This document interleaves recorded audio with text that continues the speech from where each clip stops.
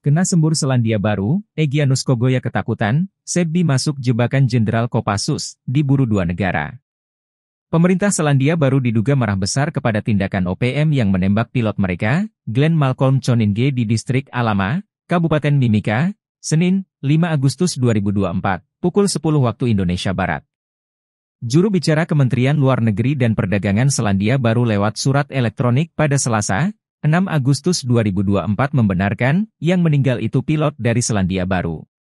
Pemerintah sudah menghubungi keluarga pilot Glenn. Terkait dengan tindakan selanjutnya, sang jubir tak mau banyak komentar, karena menyangkut soal rahasia negara. Karena alasan privasi, kami tidak dapat memberikan komentar lebih lanjut, katanya. Sikap penuh rahasia dan sikap dingin Selandia Baru ini membuat jubir OPM, Sebbi Sambom gelisah. Menjadi kabar buruk bagi eksistensi perjuangan OPM untuk merdeka. Maka Sebbi pada Rabu, 7 Agustus 2024, curiga, pembunuhan pilot helikopter asal Selandia Baru diskenariokan TNI Polri.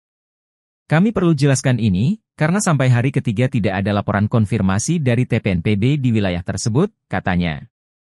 Ia menilai TNI ingin menggagalkan niat baik pimpinan geng Endugama Brigjen Egyanus Kogoya dan pasukannya membebaskan pilot Susi Air Kapten Philip Mark Mertens.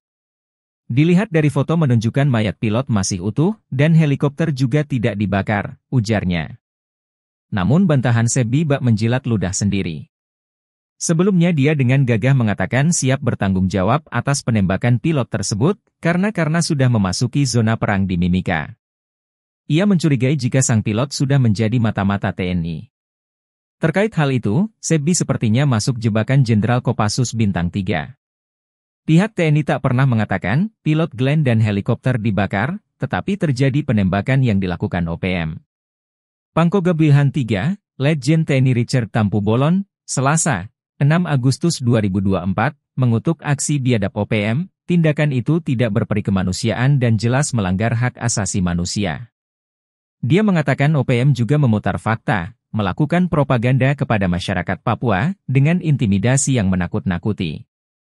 Sehingga menyebabkan para warga mengungsi dari kampung halamannya. Aksi OPM di Alama membuktikan bahwa OPM yang sebenarnya melakukan aksi gangguan keamanan melalui penyiksaan dan pembunuhan terhadap masyarakat, kata dia.